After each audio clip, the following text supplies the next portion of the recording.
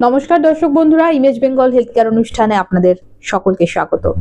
প্রাথমিকভাবে শরীর সুস্থ স্বাভাবিক, কোনো সমস্যা নেই, অথচ শীতকাল শীতকাল মানেই আমাদের জীবনের একটা অন্যরকম সেলিব্রেশন। আমরা প্রত্যেকেই চাই শীতকালকে উপভোগ করতে, কিন্তু এই শীতকালেই হঠাৎ দেখা গেল কোনো একজন মানুষের স্ট্রোক বা হার্ট অ্যাটাক হয়েছে।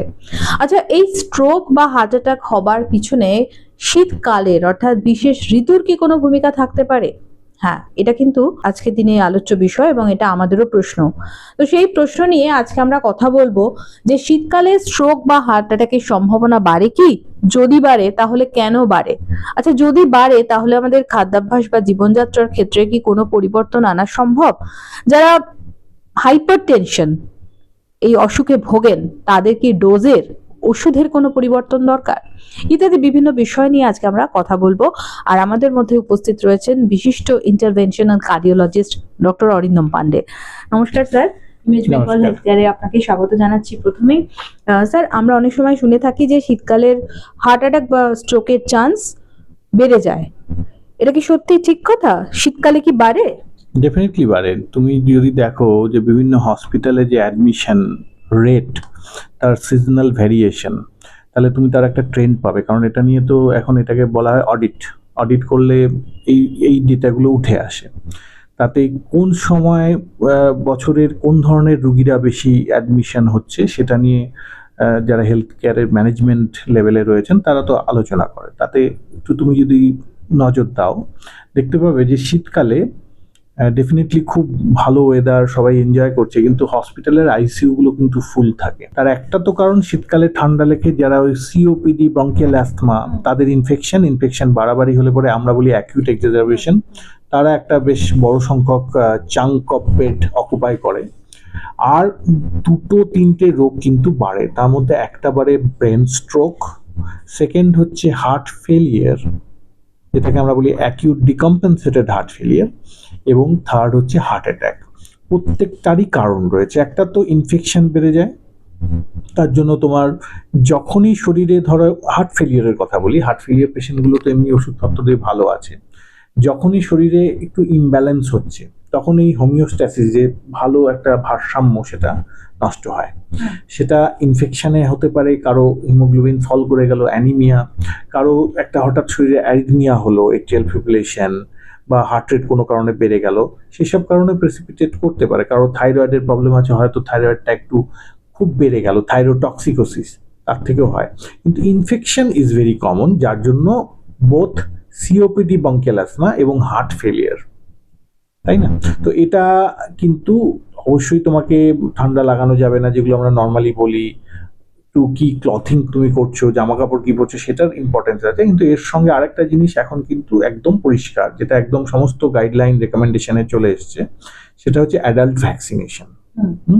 অ্যাডাল্ট ভ্যাকসিনেশন কিন্তু এই সিওপিডি, ব্রঙ্কিয়াল অ্যাস্থমাদের যেমন অ্যাপ্লিকেবল, তেমনি ডায়াবেটিক পেশেন্ট যারা 60 বছরের বেশি, অথবা হার্ট ফেলিয়ার, যাদের হার্টের পাম্পিং এমনিতে কম আছে, হার্টের খুব সিরিয়াস ইস্যু আছে, অথবা জন্মগত হার্টের রোগ আছে, তাদেরকে কিন্তু অ্যাডাল্ট ভ্যাকসিনেশন নিতে হবে। দুটো ভ্যাকসিন নিয়ে কারো কোনো দ্বিমত নেই, আরো অনেক রকম ভ্যাকসিন আছে, কিন্তু দুটো ভ্যাকসিন নিয়ে কারো কোনো দ্বিমত নেই। একটা হচ্ছে নিউমোনিয়ার ভ্যাকসিন, আর একটা হচ্ছে ইনফ্লুয়েঞ্জার ভ্যাকসিন।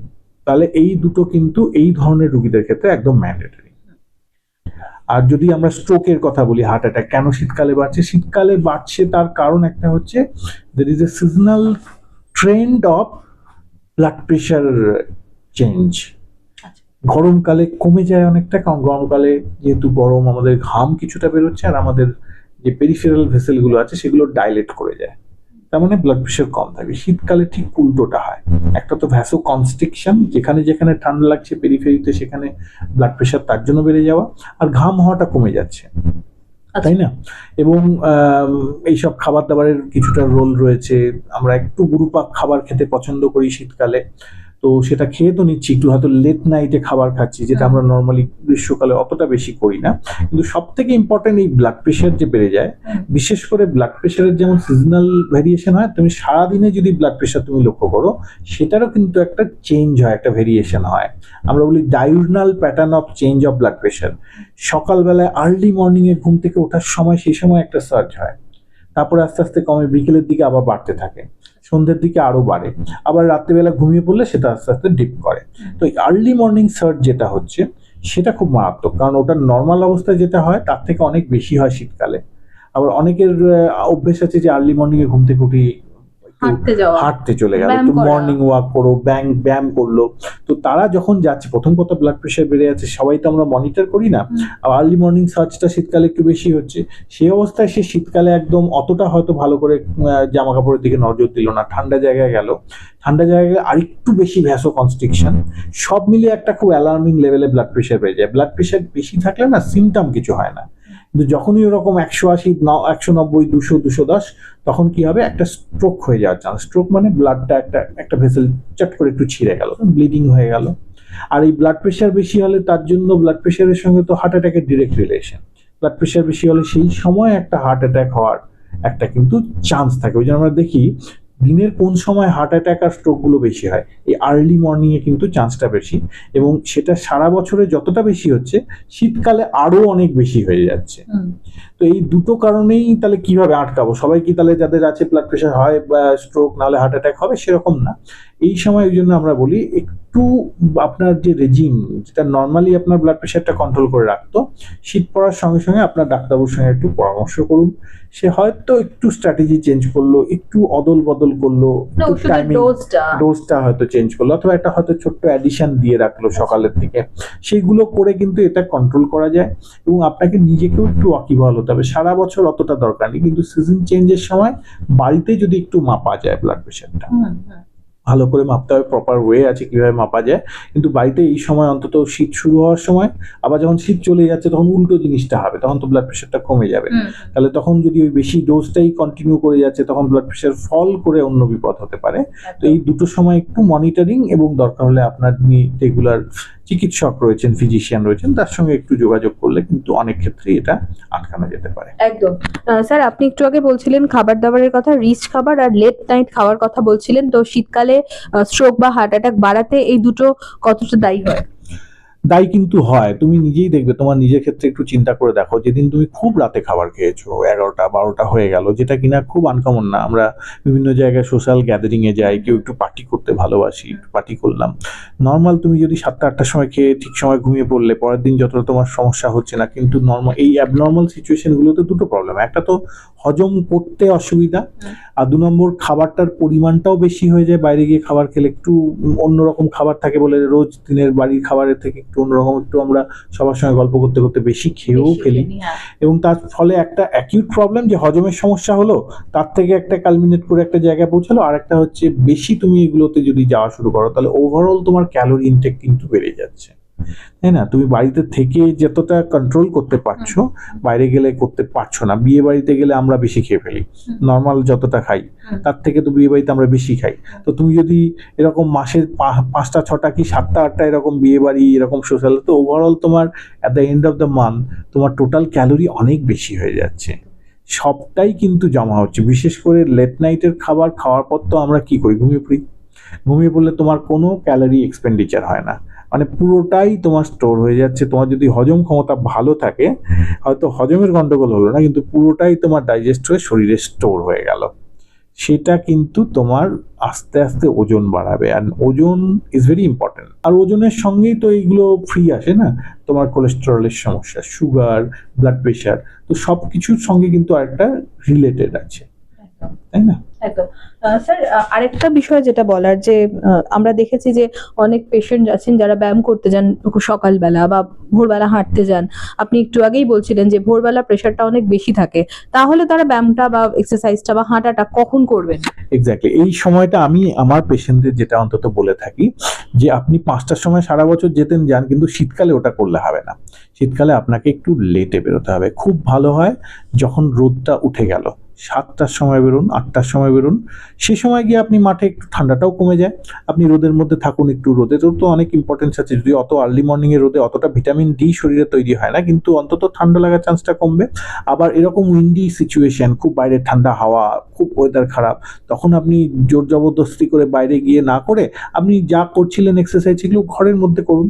এ তো প্রত্যেক দিনের ব্যাপার না, তাতে আপনার কিছু ক্ষতি হবে না, বরং আপনার এই যে দুটো সিচুয়েশন থেকে আপনি প্রোটেক্টেড থাকবেন না, যে খুব ঠান্ডায় যে প্রবলেম সেগুলো হচ্ছে না, আর চট করে একটা ইনফেকশন নিয়ে নেওয়ার যে চান্স সেটাও কম থাকবে। সুতরাং একটু চেঞ্জ অফ আপনার স্ট্র্যাটেজি মনে হয় করার দরকার আছে, বিশেষ করে একটু যারা বয়স্ক হয়ে গেছে অথবা যাদের একটু ইমিউনিটিটা কম, কারণ সুগার অনেক দিন আছে অথবা এমন কোনো ওষুধ খেতে হচ্ছে যার থেকে ইমিউনিটিটা কমে যাচ্ছে, তাদের ক্ষেত্রে এটা কিন্তু অনেক বেশি অ্যাপ্লিকেবল। অনেকে শুনেছি যে বাথরুমে স্ট্রোক হয়, তাহলে শীতকালে এই যে ঠান্ডা জলে স্নান করা বা স্নান করা, যে গায়ে জল ঢালা, এটার সঙ্গে কি কোনো সম্পর্ক আছে? একদম 100%। ওই জন্য তো এখন আমরা বলি যে খুব ঠান্ডা জলে স্নান, হ্যাঁ, একটা সময় বলতো ঠান্ডা জলে স্নান করে সব কিছু ঠিক হয়ে গেল, আমরা কিন্তু এখন আর বলি না ওটা। ঠান্ডা জলে স্নান করতে গেলে ঠিক আছে, আপনার যদি একদম ছোট থেকে অভ্যেস থাকে, that is something very natural for you, কিন্তু হঠাৎ করে ওইগুলো দেখে আপনি ঠান্ডা জলে স্নান করতে গিয়ে এরকম কিন্তু বিপদ অনেকেই হয়েছে। এবং এই যে প্রচণ্ড ঠান্ডা জলে আপনি স্নান করছেন সেই সময় যে যে যে চেঞ্জগুলো আমি বললাম, হঠাৎ করে ভ্যাসো কনস্ট্রিকশন হয়ে ব্লাড প্রেশার শুট আউট হওয়া, সেটা কিন্তু সে সময় হবে, কারণ শরীর কি চাইবে তখন, ঠান্ডা জল চলে গেলে শরীর will try to conserve heat. Conserve করতে গেলে বাইরের দিকে ভ্যাসো কনস্ট্রিকশন করতেই হবে যাতে ঠান্ডাটা মানে গরমটা শরীরে বেরিয়ে না যায়। সেটা করতে গিয়ে হঠাৎ একটা ব্লাড প্রেশার শুট হওয়ার কিন্তু পসিবিলিটি থাকে। যদি অনেক দিনের অভ্যেস হয় তাহলে আলাদা, না হলে কিন্তু বেটার টু অ্যাভয়েড। স্যার, শীতকালে কোন কোন খাবারগুলো বেশি করে খাবো বা কোন কোন খাবারগুলো খাবো না? সবসময় ন্যাচারাল খাবার বেশি করে খেতে হবে। ন্যাচারাল খাবার যেগুলো তুমি সিজনাল ফ্রুটস বলো, সবজি বলো, সেগুলো সবসময় এনকারেজ করতে হবে। এর সঙ্গে ইম্পর্টেন্ট হচ্ছে আমরা এইসব করতে গিয়ে অনেক সময় ভাবি যে না, তার মানে সব ভেজ খাবারই ভালো। ভেজ খাবার ভালো ঠিক আছে, কিন্তু প্রোটিনেরও দরকার আছে শরীরে, তো প্রোটিনটাও প্রয়োজন। যেমন ডালে প্রোটিন থাকে, সয়াবিনে প্রোটিন থাকে, আবার বিভিন্ন রকম মাশরুম টাশরুম, এগুলো কিন্তু ভেজ সোর্স অফ প্রোটিন। ওটসে প্রোটিন থাকে। আর আদারওয়াইজ যদি ননভেজ নিয়ে খুব আপত্তি না থাকে, ইজিলি ডাইজেস্টেবল ননভেজের মধ্যে সব থেকে ভালো প্রোটিন থাকে ডিমে, মাছে প্রোটিন থাকে, তো সঙ্গে একটু মুরগির মাংস খাওয়াই যেতে পারে। হ্যাঁ, আমরা যেটা ডিসকারেজ করি যে বাইরের খাবারটা না খেয়ে if you can cook it yourself, এবং একটু কম আছে বেশিক্ষণে রান্না করলে, তাহলে কিন্তু এগুলো কিন্তু সব ননভেজ খাবারই খারাপ নয়, কারণ একটা সময়ের পরে প্রোটিনের প্রয়োজনীয়তাটা কিন্তু শরীরে থাকে। সব ভেজ করতে গিয়ে প্রোটিনটাই শরীরে ঢুকলো না, সেটা ঠিক না। সুতরাং এই খাবারগুলো যেগুলো বললাম এগুলো খেতে হবে, খুব ভালো হয় যদি বাড়িতে রান্না করে খাওয়া যায়। স্যার, আরেকটা ব্যাপার হচ্ছে যে তেল আর খাদ্যে পটাশিয়ামের মাত্রা, অনেক সময় অনেক কিছু খাবার হয়তো আমরা গ্রহণ করে থাকি, আমরা বুঝতে পারি না যে সেটাতে কত পরিমাণ পটাশিয়াম রয়েছে, তো পটাশিয়াম বেড়ে গিয়ে সেখানেও তো অনেক রকমের সমস্যা হতে পারে। পটাশিয়াম দেখো, আবার পটাশিয়াম নিয়ে বলতে গেলে বলতে হবে যে যারা ব্লাড প্রেশারের পেশেন্ট তাদের কিন্তু পটাশিয়াম অ্যাকচুয়ালি বেনিফিশিয়াল। কারণ কি হয়, সোডিয়াম যত তুমি শরীরে ইনটেক করবে সেটা ব্লাড প্রেশার বাড়ায়, পটাশিয়াম এক্স্যাক্টলি সোডিয়ামের অপোজিট কাজ করে। তাহলে পটাশিয়াম যত ফ্রুটস বলো, ডাবের জল বলো, এগুলোতে বা সবজি বলো, এগুলোতে প্রচুর পটাশিয়াম থাকে। অ্যাকচুয়ালি তুমি পটাশিয়াম রিচ খাবার খেলে তোমার ব্লাড প্রেশার থাকলে সেটা কমবে, এবং যদি তোমার ব্লাড প্রেশার নাও থাকে তাহলে ভবিষ্যতে ব্লাড প্রেশার হওয়ার সম্ভাবনা কমবে। তো প্রবলেমটা কোথায়? প্রবলেম হচ্ছে যাদের কোনো কিডনি ইস্যু আছে, তাই না? কিডনি ইস্যু হলে কি হয়, তখন শরীরে পটাশিয়াম যে এক্সক্রিট করার সিস্টেমটা খারাপ হয়ে যায়, প্রপার হয় না, আমরা বলবো অ্যাপ্রোপ্রিয়েট হয় না, তখন পটাশিয়ামের সমস্যাটা বেশি দেখা যায়। সুতরাং এমনিতে আপনি পটাশিয়াম আলাদা করে পটাশিয়াম খাওয়ার দরকার নেই, কিন্তু যেসব খাবারে পটাশিয়াম রিচ খাবার সেগুলো আপনি নিতে পারেন। কিন্তু কিডনির ইস্যু হলে কিন্তু আপনাকে একদম স্ট্রিক্ট আপনার ডায়েটিশিয়ান বা আপনার কিডনির ডাক্তারবাবুর সঙ্গে আলোচনা করে কতটা ওই ধরনের খাবার নেওয়া যাবে সে ব্যাপারে একটা ক্লিয়ার কাট আইডিয়া নিয়ে তারপরেই চলতে হবে। একদম। স্যার, আরেকটা বিষয় হচ্ছে যে শীতকাল মানে হচ্ছে পিকনিক, এবং পিকনিক গেট টুগেদার বা পার্টি, এই ধরনের অনুষ্ঠানে দেখা যায় যে একদিকে যেমন রিচ খাবার খাওয়ার একটা প্রবণতা থাকে, তেমনি অনেক সময় অনেকে অ্যালকোহল ইনটেক করে থাকেন। এই যে অ্যালকোহলের পরিমাণ, এটা নিয়ে আপনি কি বলবেন, মানে এটা কতটা স্ট্রোক বা হার্ট অ্যাটাকের ঝুঁকি বাড়িয়ে দিতে পারে? এখন মুশকিল হচ্ছে অ্যালকোহলের সঙ্গে যদি তুমি কার্ডিওভাস্কুলার সিস্টেমের ডিরেক্ট রিলেশন করতে চাও, একদম যে নেই সেরকম না। একটা জিনিস হয়, সেটা হচ্ছে হলিডে হার্ট সিনড্রোম। আমি জানি না কতটা লোকজনের আইডিয়া আছে। হলিডে হার্ট সিনড্রোম হচ্ছে অ্যালকোহল কনজাম্পশন করার পরেই হার্টে একটা অ্যারিথমিয়া হওয়ার চান্স থাকে, সেটাকে আমরা বলি এট্রিয়াল ফিব্রিলেশন। হলিডে হার্ট কেন বলে? এই হলিডেতে লোকে প্রচুর অ্যালকোহল নেয়, পরের দিন সকালবেলা এট্রিয়াল ফিব্রিলেশন নিয়ে এমার্জেন্সি ডিপার্টমেন্টে ভিজিট করতে হয়। তো এটা হচ্ছে ডিরেক্ট রিলেশন। তো এট্রিয়াল ফিব্রিলেশনের সঙ্গে ডিরেক্ট রিলেশন আছে, উইচ ইজ অ্যান অ্যারিথমিয়া।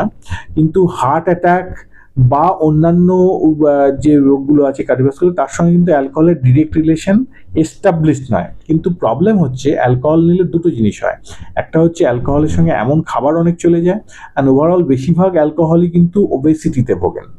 তাহলে ওবেসিটির সঙ্গে আবার হার্টের রোগ, হার্টের প্রবলেমগুলোর সঙ্গে ডিরেক্ট রিলেশন আছে। তো সেই জন্য আমরা ওভারঅল ডিসকারেজই করি, কিন্তু মডারেশন অফ অ্যালকোহল এটা আমরা বেশি অ্যাডভাইস করি যে ঠিক আছে আপনি তো সোশ্যাল থাকতে হবে, একদম আপনাকে আমি সবকিছুর ঊর্ধ্বে চলে যেতে বলছি না, but kindly do some moderation. যদি আপনি একজন মহিলা হন তাহলে at least try to avoid beyond 145 ml to 60 ml। হ্যাঁ, ছেলেদের ক্ষেত্রে সেরকম 60 to 90 মধ্যে রেস্ট্রিক্ট করে রাখুন যদি আপনি হার্ড ডিস্ক নেন, কিন্তু তার বেশি না নেওয়াই কিন্তু ভালো। এবং এরকমও যেন না হয় যে প্রত্যেক দিনই আপনি নিয়ে যাচ্ছেন, তাই না? তো মডারেশন করাটা ইম্পর্টেন্ট, কারণ যেটা বললাম। আর যেটা প্রবলেম হয় হচ্ছে ব্রেঞ্চ ড্রিঙ্কিং, যেখানে ওই পার্টি বা ওইগুলোতে গিয়ে তারা হয়তো সারা বছর কিছু খায়নি, কিন্তু একদিনেই মনে হয় আমি জীবনের সমস্ত শখ আহ্লাদ মিটিয়ে নেব, যে প্রচুর ড্রিঙ্ক করে। প্রচুর ড্রিঙ্ক করার পরে কিন্তু অনেক রকম সমস্যা, একটা তো যেগুলো বললাম হার্টের অ্যারিথমিয়া হ্যান ত্যান। তো তার থেকে বড় কথা এই শীতকালে অ্যালকোহল কি করে, শীতের ঠিক অপোজিট, শীতটা যে আমাকে ভ্যাসো কনস্ট্রিকশন করছে, অ্যালকোহল কিন্তু ভ্যাসো ডাইলেটেশন করে যায়। আমাদের এখানে খুব মারাত্মক ঠান্ডা পড়ে না, কিন্তু যেসব জায়গায় প্রচুর বেশি ঠান্ডা পড়ে সেখানে যদি আপনি মাত্রাতিরিক্ত যদি অ্যালকোহল নিয়ে নেন, তাতে এই ভ্যাসোডাইলেশন হয়ে শরীরের হিট কিন্তু চলে যাবে, দিয়ে একটা খুব সাংঘাতিক সিচুয়েশন হয়, যেটা আমরা বলি হাইপোথার্মিয়া। বহু মানুষ কিন্তু ঠান্ডা দেশগুলোতেই হাইপোথার্মিয়ায় মারা যায় বেশি অ্যালকোহল নেওয়ার ফলে। তো সেই পসিবিলিটিগুলো কিন্তু রয়েছে। সুতরাং সবকিছুই যেমন জীবনে একটা মাত্রা রেখে চলা ভালো, অ্যালকোহলও সেটার ঊর্ধ্বে নয়, এবং খুব ভালো হয় পুরোপুরি বর্জন করতে পারলে। যদি না হয় তাহলে মডারেশন করা তো ম্যান্ডেটরি। একটু চা কফি নিয়ে প্রশ্ন করব, যে চা কফির সঙ্গে কোনো সমস্যা জড়িত আছে কি এক্ষেত্রে? যেটা বলি যে মাত্রাতিরিক্ত হলে সবকিছুর সঙ্গেই প্রবলেম জড়িত আছে। কিছু ইনভেস্টিগেশন ট্রায়াল এরকম আছে যেটাতে দেখা গেছে যে চা বা কফি যদি অল্প না যায়, দিনে 1 কাপ কফি অথবা দিনে 2-3 কাপ চা, চাটার থেকে কফিতে ক্যাফেনের কনসেন্ট্রেশন অনেক বেশি থাকে। তো তাতে কি হয়, তাতে কিন্তু আপনার কিছু বেনিফিশিয়াল দিকও আছে, যেমন ওয়েট কমাতে সাহায্য করে এবং আপনার নার্ভাস সিস্টেম ভালো রাখে, আপনার কনসেন্ট্রেশন বাড়ায়। কিন্তু বেশি নিলে পরে তার থেকেও সমস্যা, কারণ তখন সিম্প্যাথেটিক ওভার অ্যাক্টিভিটি হয়ে আপনার হার্ট রেট বেড়ে যেতে পারে, সেই রিলেটেড প্রবলেম আসতে পারে। আর খুব বেশি নিলে গ্যাস্ট্রোইন্টেস্টিনাল সাইড এফেক্ট কিন্তু অনেক বেশি আসে। সুতরাং একই কথা প্রযোজ্য, যদি অল্পের মধ্যে নিতে পারেন 1 কাপ 2 কাপ তাহলে সমস্যা কিছু নেই। কিন্তু সারাদিন এরকম আমার অনেক লোকজন আছে, অনেক পেশেন্ট আছে সারাদিনে 8-10 কাপ চা খাচ্ছে, তাদেরকে কিন্তু আমি একদম পরিষ্কার ডিসকারেজ করি। আমরা জানি যে শীতকাল মানেই বিভিন্ন যন্ত্রণা, ব্যথা। এই ব্যথার জন্য অনেকেই পেন কিলার নিয়ে থাকেন। এই পেন কিলারের সাথে এই স্ট্রোক বা হার্ট অ্যাটাকের কোনো যোগাযোগ থাকতে পারে কি? পেন কিলার বলে আমরা যদি একটা জেনারেল ক্যাটাগরাইজ করে দিই তাহলে তো সেটা ঠিক না। পেন কিলার বিভিন্ন রকম হয়, তার মধ্যে এনসেড জাতীয় পেন কিলার, যেগুলো non steroidal anti inflammatory drug, সেগুলো কিন্তু খুব মারাত্মক, not only for heart but also for kidney damage করার পিছনে অনেক লোকের আনএক্সপ্লেন কিডনি ফেলিওর হয়ে যায়। কেন হয়েছে খুঁজতে গিয়ে দেখা যায় তার একটা গেঁটে বাতের জন্য সে দীর্ঘদিন ধরে without prescription over the counter এই ধরনের ওষুধগুলো জোগাড় করেছে। আমাদের দেশে রেগুলেশন খুব স্ট্রিক্ট নয়, ইচ্ছে করলে অনেক ওষুধ জোগাড় করা যায়। তো এই কিডনি ফেলিওরের ক্ষেত্রে এনসেডগুলোর ভীষণ ইম্পর্টেন্ট রোল আছে। আবার হার্টের ক্ষেত্রেও হার্ট অ্যাটাক প্রেসিপিটেট করা কিন্তু এই এনসেডগুলোতে হয়। সুতরাং ব্যথা যদি কমাতে হয়, এখন pain management is a different stream of medical line. তো তাদের যোগাযোগ করুন যারা এই স্পেসিফিক ওয়েতে পেইন ম্যানেজমেন্ট করে, তারা আপনাকে গাইড করবে। আর যদি আপনি নিজে থেকে নিতে চান, একমাত্র ওষুধ খুব অল্প মাত্রায় নিতে পারেন, সেটা হচ্ছে প্যারাসিটামল। ইনফ্যাক্ট আমি আমার প্র্যাকটিসে পেন কিলার যখন কোনো পেশেন্টের প্রয়োজন হয়, আমি কিন্তু I do not go beyond paracetamol. একটু হাই ডোজেও দেওয়া যায়, 1 গ্রাম দিনে 2 বার পর্যন্ত খুব ভালো করে, ইভেন যাদের কিডনি প্রবলেম থাকে তাদেরকেও আমরা দিই। কিন্তু হ্যাঁ, খুব বেশি অ্যামাউন্টে দিলে আবার প্যারাসিটামলের প্রবলেম হতে পারে। কিন্তু ওভারঅল আমরা দেখেছি প্যারাসিটামল ইজ ভেরি সেফ।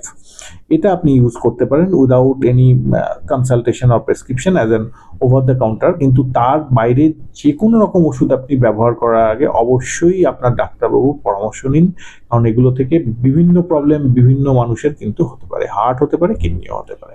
একদম। আরেকটা যেটা বিষয় sir, thank you sir, thank you very much. তো আমরা ভীষণ ইম্পর্টেন্ট একটা বিষয়ে, শীতকাল, এবং শীতকাল মানে অনেকেরই স্ট্রোক বা হার্ট অ্যাটাকের চান্স বাড়ে। কেন বাড়ে এবং সেটা যদি আমরা কমাতে চাই, তাহলে আমাদের জীবনযাত্রায় কি কি পরিবর্তন আনতে হবে, খাদ্যাভ্যাস এবং আমাদের প্রতিদিনের কাজকর্ম, ব্যায়াম, হাঁটা চলা সবকিছুর ওপরে সবকিছু আমাদের আজকে শুনলাম। স্যার আমাদের খুব সুন্দরভাবে বুঝিয়ে দিলেন। তো আশা করি দর্শক বন্ধুরা আপনারা এর দ্বারা যথেষ্ট উপকৃত হবেন। আপনারা সকলে ভালো থাকুন। স্যারকে ধন্যবাদ আমাদের এই অনুষ্ঠানে আসার জন্য। নমস্কার। নমস্কার।